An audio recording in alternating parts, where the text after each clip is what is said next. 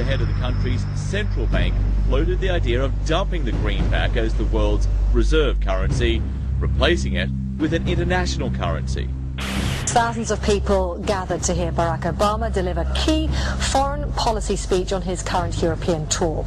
His vision for America's place in a new world order. Returning vets could be a risk to our nation. We've got to give them a stake in creating the kind of world order that I think all of us would like to see. And one of the ways it will drive the change is through global governance.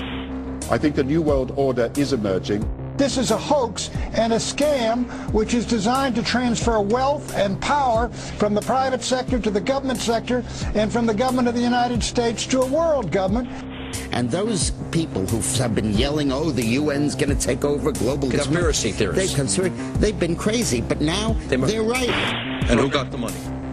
Hundreds and hundreds of banks. Any bank or that has access to the U.S. Federal Reserve's discount. Tell us who they are. No. You know, financial terrorism. They have the ability to tweak the knob. I am proposing that the Federal Reserve be granted new authority. The ultimate goal of the carbon tax and the cap and trade is to destroy production. This energy tax is the largest tax increase in American history. We're actually creating a global warming police. So number one, they can come in, the federal government can come in and inspect your house and send you the bill. We're setting up a global warming Gestapo. And one of the things that if you talk to our generals, they are desperate for is a civilian counterpart to our military forces. I am fierce. And this is what I wear.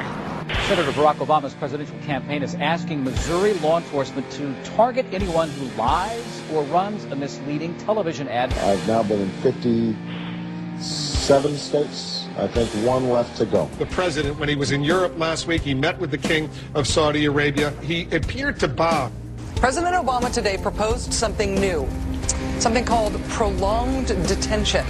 Pre-crime is where people are arrested and incarcerated to prevent crimes that they have not yet committed.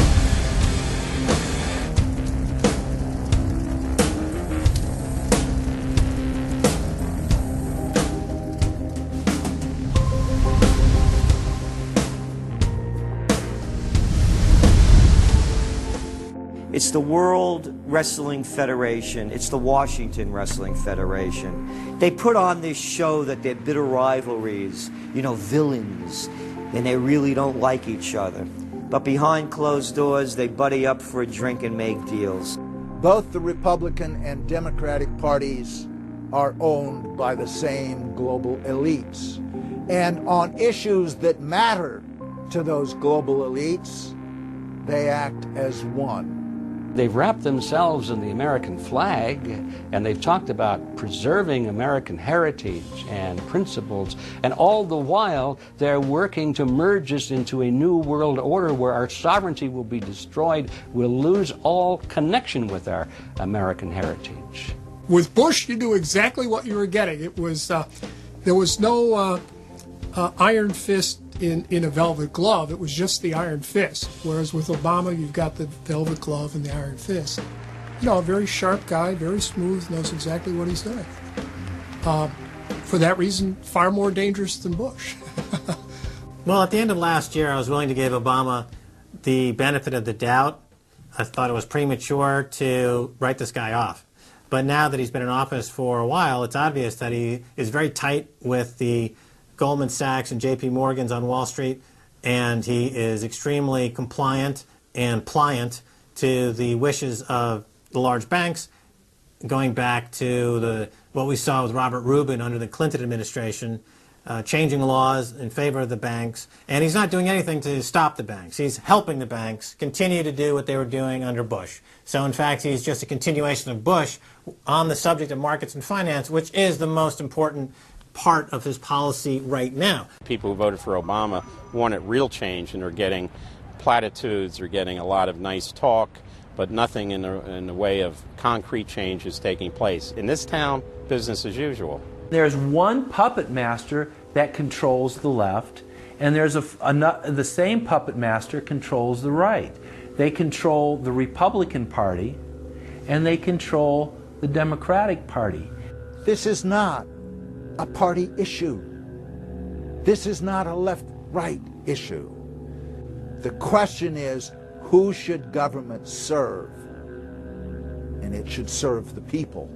In fact, government is just a tool of the dominant minority that uses economics and government law to enforce upon the public various mandates.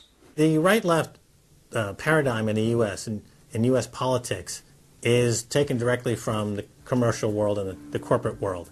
In the business world, you have Coke, Pepsi. You have McDonald's, Burger King. You've got AT&T and Verizon. You've got duopolies.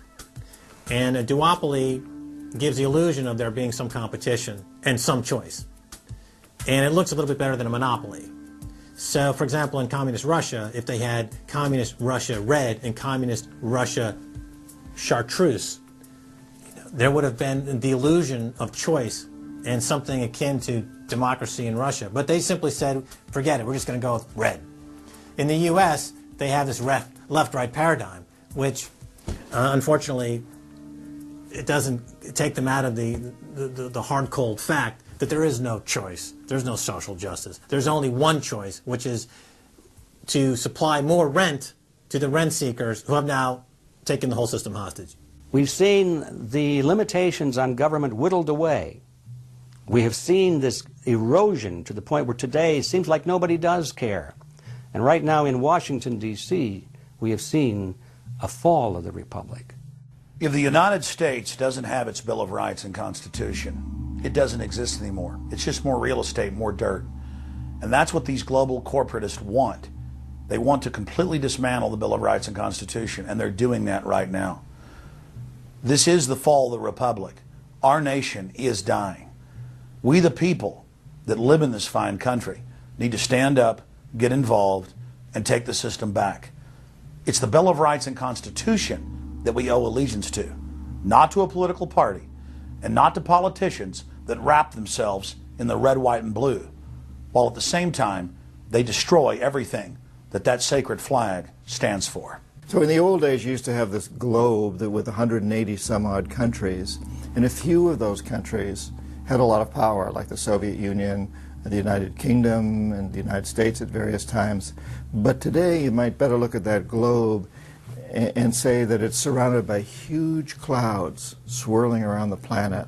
They know no national boundaries. They don't follow any specific sets of laws, and these are the big corporations. They basically control politicians around the world because they have all the money, and politicians always need money to get elected or to run their governments if they're not democratically elected politicians. They control the mainstream press, either through outright ownership or advertising budgets. They have massive amounts of lobbyists in Washington that have tremendous influence on our president and Congress. And they really are calling the shots. They form partnerships with the Chinese and the Taiwanese and the Tibetans, or with the Israelis and Arab nations, with Brazilians and Indians, with whatever country and whatever group of people has resources that they covet. And so for the first time in history, we really have this new form of an empire. Barack Obama is a puppet of the New World Order to bring in a World Bank, to destroy the economy of this country, and to bring in global governance. And no matter how likable the fellow is, we as citizens of this country need to stand up and say no. We have to stand up to preserve a republic here and a rule of law, which is under dire threat. We don't want to live under a world government of the corporations, by the corporations, and for the corporations. I don't want to believe it, and that's probably what holds me back on it, but I'm certainly seeing enough indication that it could be true. Absolutely, because they're always talking about Mexico and the United States and Canada ending up like Europe.